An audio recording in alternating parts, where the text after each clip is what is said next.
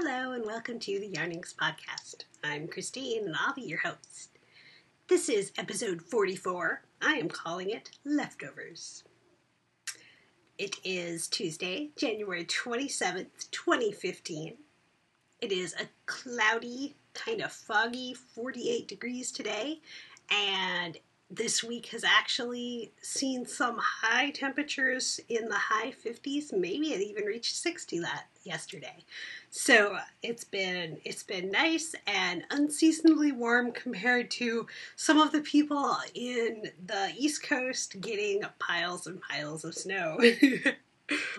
There's not too much going on this week. This last weekend, instead of doing a whole bunch of busy errands we could have done, we did just some relaxing, and it was really nice. I've spent a little more time sleeping lately.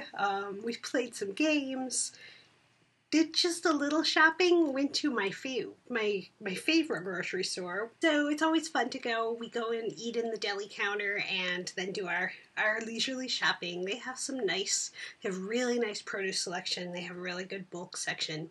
Not everything that they have is a great deal. A lot of their grocery stuff is a little more spendy because they get the higher end brands, but it's really a fun place to go when we can. So we did that. It's nice to spend a couple hours in the grocery store. Besides that, I've been doing a little cleaning, and not too much else. So let's move on to the yarnings and adventures in knitting. Okay, so last Saturday, my cowl pattern, the Harmonize KAL that I showed you guys last week, it was up for sale with a kit on Sheepspot's website, and I hope that some of you took an opportunity to purchase that, and that you will so enjoy the happy colors of the yarn that Sasha dyed up for this. It's beautiful blues and yellows and just happy sunshiny prettiness. So I'm really excited to see how that's going to knit up. I do have my cowls still sitting here. And the yarn that I designed it from is Sheepspot. Her sustainable merino fingering. Let's turn that the direction you guys can see. There we go. Sustainable merino fingering, 100% merino wool. And that's the pretty cowl. We will be doing a knit along for it. It will be released as a pattern on Ravelry. If you didn't get an opportunity to buy the kit, I believe that there's still some available. I'll link to that in the show notes. But yes, it will be a pattern available to purchase on Ravelry. It will have the long and the short versions. And that will be the first weekend of February. So I think it's February 1st is that Sunday, or the following day, Monday. And I'm looking forward to getting that out to the world, and we will be doing a knit along for the Yarnings Podcast in our group on the Ravelry forums. So whether you got a kit or not, be looking forward to buying your pattern and finding some fun variegated or tonal yarn and knitting along with us. I had a question last week about the yardage requirements, and the long one took about 75 grams of yarn, and the short one took less than 50 grams of fingering weight yarn. So that's the Harmonize KAL. We will talk about it again after it. Let's see, next week when I record it will already be out. So we'll talk more about the details of the knit along next week. We also have the Conversation KAL knit along going on. That is a knit along for things that you knit that you can do while talking to other people. So we've had some great discussion in the Rev forum about what kind of patterns work really well for you to to knit while you're talking to other people or while you're watching TV or just generally autopilot type knitting. And so we're having a knit along to go along with that. And the dates for that are January 1st, so you could have started it already, through March 31st. I think we are changing the rules where you don't have to have a finished object by that time. It's just about knitting along and participating in the forum threads. So check out the thread for that. It's got all the details. We have a hashtag of ConvoCal because that sounded kind of cool to me. I think that reading along, I noticed that both Annetta and Karen Balke are going to be doing, or considered, I don't think either of them are doing it now, they're considering the Novum by Martina Ben. And I was thinking about the Viajante. And the more that I looked at other people's finished objects, I think that Novum would work better with my color striping idea. So I was going to do a big color block of one color and then smaller blocks of the three colors. But a Novum would allow me to do bullseye, kind of, because it's a big, long, oblong shape. That those hand motions probably didn't help you, but so these were the colors that I was looking at.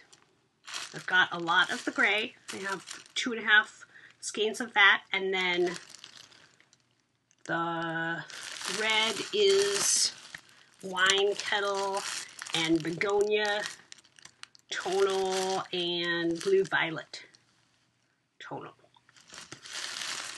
Don't you think that will be a perfect color combo for February and Valentine's Daisy, kind of? It's my colors anyhow. So I think I might do a Novum. I think, and once I went back and looked, I own the pattern. There's some crinkling for you. I own the pattern for Novum already, so maybe that was the sign that I needed. So I think I'm going to get that cast on real soon, like here, and be knitting along in the thread for Conversation Cal. All right. Let's see. So I have a finished object. This is one that I finished right after I did it in December. But it was for another designer, and so I was waiting until the pattern came out for purchase. I'm going to have to take this off so I can show you.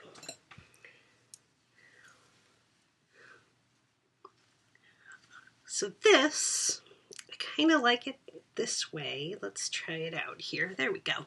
This is the Water Dance shawl, and it's got beautiful feather and fan that all come from a center point. And I did it in Knit Picks gloss fingering. Kind of see the color is coming out a little bit hazy there. The colorway is Parsley, so it's a nice olivey green. Yeah, the color's a little better back here right now.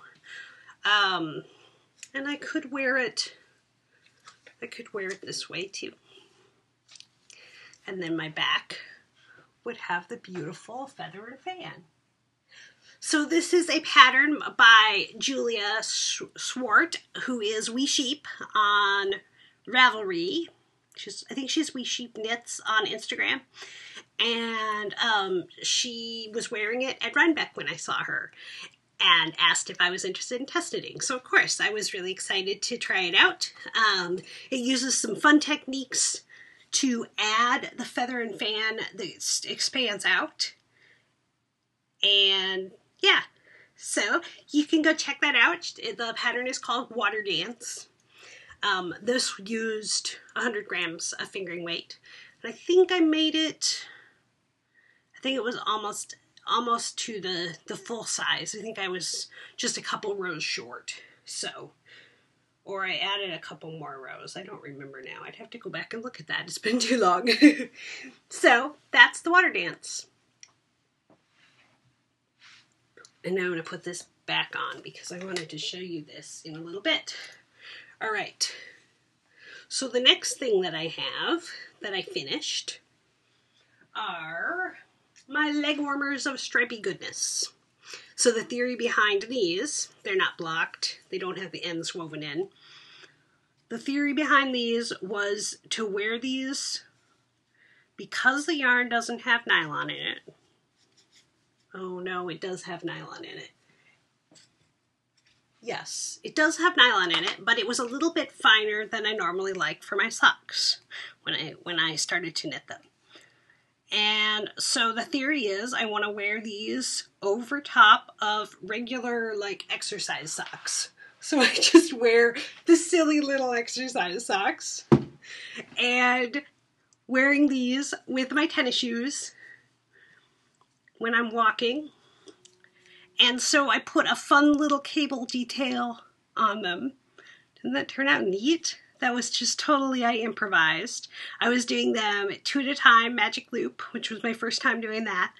And yeah, they're just about done. I just need to weave in the ends and then I can wear them. So that was really a fun little project. It was nice, a nice small thing to work on, and I think I would do this with other sock yarn that wasn't quite as thick as I wanted it to be for on the bottom of my foot. It's a nice solution for that. So then, with the rest of this, I'm going to jump ahead in my list. With the rest of that yarn, I am making a hat. Okay, so I took a little break there because my computer was jerking a little bit, and so I'm going to splice this in there. So you might catch a little jerkiness for a few minutes. So I'm going to go ahead and tell you about this hat again. So to use up the rest of the yarn from the leg warmers, I'm doing a proof of concept hat, something that I'm just putting together to see what would happen. And I'm probably going to release some sort of a stitch pattern recipe for this. So it uses the same slip stitch slantiness that I used on my Nyantastic socks and some of the other things I've been working on. And it's going to be a nice hat. So I'm coming along nicely on that. And it's part of the reason why I'm calling this episode Leftovers, because I'm using the leftovers of these socks. And you'll see the dark color in the shawl that I'm wearing is the dark color in the hat. Amazing, huh? So that's another thing that I'm working on right now. I'm going to put it back in its little bag. I just totally lost it on the floor. The back. All right. So the next thing, which I actually cast on before that, but that's okay. We're doing things a little out of order. These are wristers out of my leftover sheep spot yarn. So this is what my cowl is out of. And they are pooling really cool. Isn't that neat? So they've got the same slip stitch slanting going on in them. And they're going to be really nice and happy. I cast these on Saturday when the kits were being opened. So I thought that was a fun tie-in in my head. So they're just moving along, and I'm doing that first before I cast on the socks that I had in my needle adjacent pile last week. I thought I'd do these first and use up those leftovers. Right, let's see if I can put it back without dropping it. I also did just a little work on the design project that I showed you guys a glimpse of last week. That's coming along, but I spent more time on the other two things. And then here is the sweater that I'm working on. All right.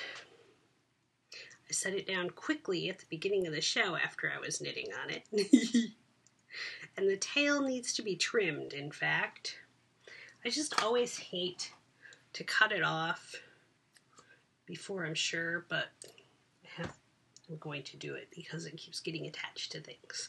I try and tie it up as little butterflies on the end, but on this one, I really don't need it there. So, all right, I'm close to, I just started the beginning of a round, so we're in the middle here, but this is my Spirited cardie, and I'm showing you the pretty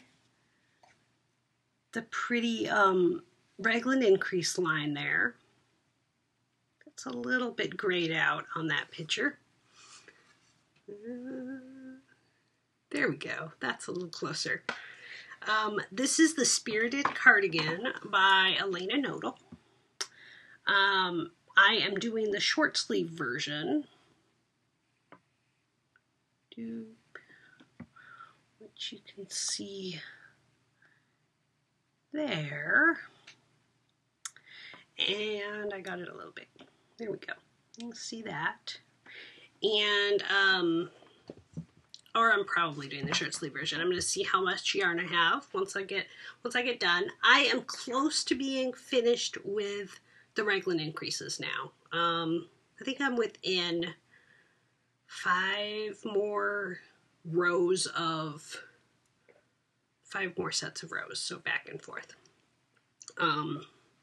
And so this is moving along nicely. This is out of Bumble Birch Cocoon. And I don't have the tag there because they fell on the floor after last podcast somewhere and I don't even see them. Bumble Birch Cocoon in the Atlantic colorway. There we go. It's still there. Bumble Birch Cocoon, lace weight, Atlantic.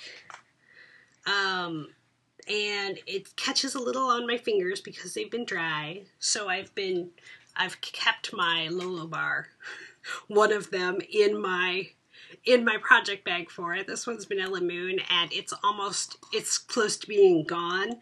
And so I can smear it on the fingers that need it a little bit easier. This is very nice to work with. I'm really enjoying it, and I'm really looking forward to being able to wear the finished object. So I am alternating skeins. You can kind of see the color variation from back there, how it kind of comes and goes, and so I'm really glad I'm alternating skeins. I'll just have to be careful when I do the sleeves to continue to do that as well, unless I really do very short sleeves. So yeah, this will be very nice, and I'm enjoying working on it. All right. I feel so disorganized here because I left half of the things that I've talked about right here on my desk. All right, so needle adjacent. Last week, I told you I was going to talk more about the beeswax cowl this week because the awesome Kristen of Yarngasm and Vine Yarns offered to trade me yarn. So I had mentioned that I accidentally got her Smitten base when I meant to get her Magpie base. And so she traded me. This is the sparkly one. Can you see the little sparkles? This is her Magpie DK in the fairy hair colorway, the same colorway that I had. And it's Burrito Silk Stellina. And so this is going to be the beeswax cowl. She made the beeswax hat out of this sparkly base. And so when she offered to do that, I threw another skein in my cart. This is one of her one-of-a-kind colorways, but it's totally me. It's ominous and foreboding on her walk. I don't know if I'm saying that right. Sorry, Kristen. I should have paid more attention when you talked about it. Her Wolke, W-O-L-K-E base, which is merino cashmere nylon. So that's going to be beautiful. I don't know what it's going to be yet, but I had liked it when she first posted it, and so it was a very good chance to Double up.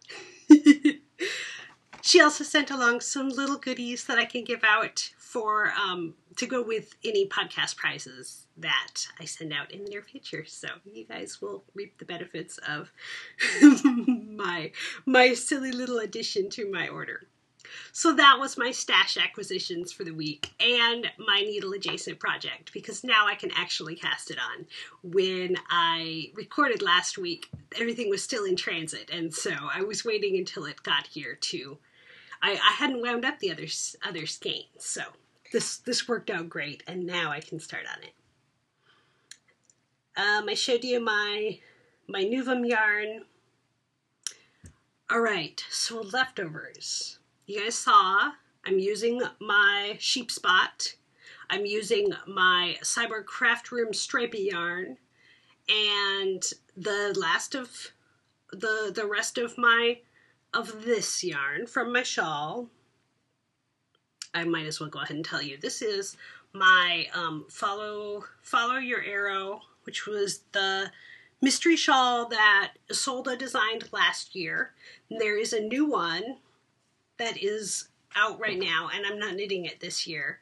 I might still knit it. I'm starting to see some of the pictures, and it's looking really amazing. I really, really like how this turned out. It was so different than anything I had done, and it turned out so cool. So it has a nice combo of lace and stripes. You guys know how much I like that combo. And I used this really lightweight yarn. This is Araucania. Oh man, I lost it.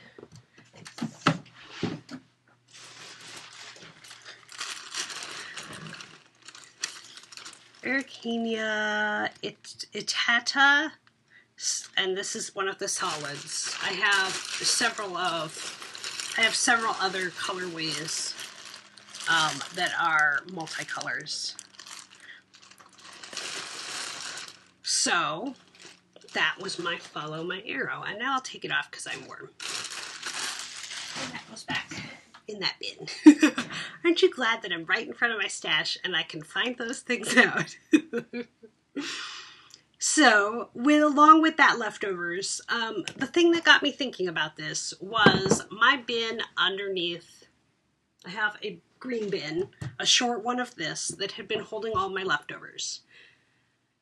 And I was looking for something, and it was just a disaster. So many things had kind of fallen apart and tangled together, and it was just a mess. I couldn't find anything in there.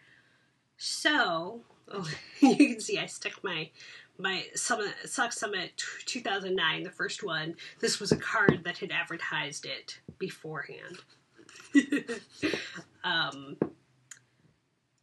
And so I took out a lot of the skeins of things that had usable quantities.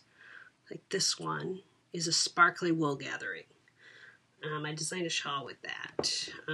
This one is from my socks last summer. This is Silky Socks That Rock from my Haruni shawl, and so on and so forth. So I rewound up these usable quantities. I think it's more than 20 grams of each of these in this container. Well, that one's probably pushing it. But for the most part, this cereal container, because we got a lot of them when we bought them, is holding usable size skeins of yarn, leftovers. And then I had itty bitties. So I had this crystal bowl that I was going to give away because I don't often use it. It's not something that I pull out all the time. So it was in my giveaway pile. But when I started to realize that I had cute little bits like this, I wanted to display them. And each one of these has a wonderful memory associated with it. This was my first self-striping. It's not fancy yarn, but I knit it on the beach. It was the first time I had brought knitting on a beach trip, so it has that special memory captured with it. This was my Christine-esque socks, the Kaka-S pattern, and I knit it during Christmas. This was the first hand spun that I ever knit with, and what was left of it, and so on and so forth. So this is going to go in one of these cubbies up here. I haven't quite figured out which one, but the little bits, they're not big enough to use for anything. I don't really have a desire to do a patchwork project right now. Maybe I will, but I can display them and I can enjoy them. So that was one of my fun little cleaning projects this week. We'll set it back over there where it's not going to fall. All right. And let's see, we already talked about the knit-alongs.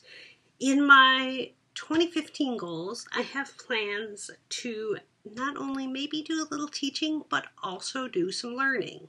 And along that note, I signed up to be a Craftsy affiliate.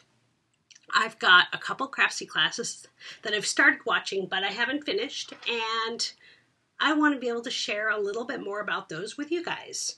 So if you're in the market for a Craftsy class, you are welcome to go to the Yarnings Podcast page, yarningspodcast.com, and click through from the link there, and it will give me a little bit of money back. It won't cost you anything, but it will give me a little bit of money for sending you there. So you are welcome to do that. I've also got some ebooks and some electronic magazines and some stuff like that I'd like to make a list of what I have and spend some time going through them, because they're not doing me any good just staying as PDF files or whatever version I downloaded them. They only do me good if I spend the time to look through them. So that is along the lines of learning for this year and my 2015 goals. All right, let's move in to the sagas of geekery. Now watching, still Lost, lots of Lost. I am middle of season 3, and I'm enjoying every bit of that. With Eric, we are rewatching S.H.I.E.L.D. season 1, and that we are, I think we're on the second disc, so we must be after, I think maybe we watched the 6th episode. So we're just slowly moving along on that. I kind of wanted to watch Captain America at the right spot in the S.H.I.E.L.D. timeline, so I've got that waiting for me. And we ordered something new this week, which I got a bunch of feedback on Facebook from my friends about Amazon Prime. They were having a really good deal. I don't remember which day that was, Saturday, to promote one of their new web series, and we signed up for Amazon Prime, and it's the first time that we've done that. But I think that it's going to give us the ability to do less errands on the weekend, because I'll be able to pick up some things, loosely, that I would normally have to go out with Eric. And because then I'll be able to get free shipping right to my door. I won't have to go anywhere. So as I don't drive, that is an added complexity. And so all of our errands really have to be done together unless I manage to get out on the bus and carry it around and whatever else. So that will be nice. And then also we will have Amazon streaming. And there are a few shows that Netflix doesn't have anymore. Stargate SG-1 is the biggest one on my mind. So after I'm done watching Lost, I'm going to watch SG-1 again. And that will be really fun. So I'm kind of looking through the Amazon catalog of streaming things to see what else I might want to do. And their selection of sci-fi type things is not as good as Netflix, obviously. But I think there'll be enough stuff that it will make it fun, and then the free shipping will be a handy dandy. And so then in Board Game Geekiness, We went and played some games this weekend, and part of my Amazon Prime membership, I ordered a new game, and I'm really excited. That should be here today. It is the Marvel Legendary game, and I'm really excited. Which leads into my gaming goals of 2015. I totally meant to tell you guys about this last week, but I didn't get a chance. So, on the Fiber and Dice podcast, Rebecca has a set of gaming goals, and this year she is doing them as Instagram goals and suggesting that other people might want to follow along. And since I have been Instagramming my games for the end of last year anyhow, it made total sense for me to participate this way too. So if you are a board game geeker, you can also play along. Play along, get it? So she has 3 different challenges. One is just posting what fiber-related activity you are doing while you're gaming. So for me, that's often taking a picture of the game we're playing with the project that I'm knitting on while I play. I regularly knit while I play. Some nights when I'm knitting on something that is more complex that I want to be knitting, I choose games that fit that goal. And some nights I just get a few rows in between while I'm waiting for Eric to take his turn or while I'm waiting for him to get things set up. And so that's the first challenge, is just hashtagging the stuff that you're doing together. The second challenge is to explore new games or games that you haven't played in your library for 2 years. So we've played most of the games in our library within the past 2 years. So for us, that means going out and playing games at game stores. So this weekend, I played Epic Resort for the second time of the month. So that worked out to be one of my 2x2 games. That was cool. We had played it at Guardian last weekend. I don't remember how long ago. 2 weeks ago. And so then I had requested to Eric that we go play it again so that I could get a feel for it. This game of it wasn't as great. I did things in a weird order somehow. And I think that's why you have to play a game a few times before you really get your groove, Because sometimes there are those games where the enemies that come out that you have to deal with, or the cards that come up, or the dices that are rolled just don't go your way. And so expecting one gameplay of a game to be the telling, I will love this game or I will hate this game, might not be an accurate test. So for this one, I went and played it again, and I'm glad we played it again. I still really liked it. And then my other game for January's 2x2 challenge was Sail to India, and I played that at the beginning of the month. And the third Fiber and Dice challenge is you pick 10 games that you want to play 10 times during the year. So I made a list of the games that I am likely to play at least 10 times this year, and I'm going through and playing those and keeping track of them on BoardGameGeek.com so that I know where I'm at in my play counts. And I think that for most of them, I should be able to hit that game count. We will see. So those are the fun gaming challenges that I have this year.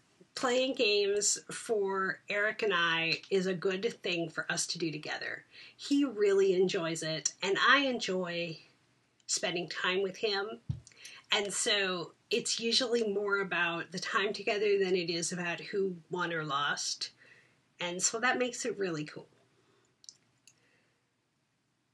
And let's see. Okay, so the other games I played this weekend were Notre Dame, which is out of print, and so I can't play it often unless I go to a game store that has it. And Istanbul, we played at home. We played that twice. because usually that one takes a short amount of time, so while we have it all out, we play it again. So that's the sagas of geekery for this week. Let's move into Book of Cooking. Last week I talked about vegetable cheese soup. I had the remainder of those leftovers for lunch today. It turned out great. It had more carrots than normal, so it was more yellow, more orangey than normal. And the thing that really shines in that dish is the parsnips. Parsnips isn't a flavor that I usually use in things, but in this dish, it works so well. It gives that extra little zing, and I love it. So that worked really well. I have a lot of leftover mashed potatoes from yesterday, and I need to think of a really good recipe. When we were in college, they would make, I don't remember what they'd call it, some kind of dish that used leftover mashed potatoes and sour cream and cheese.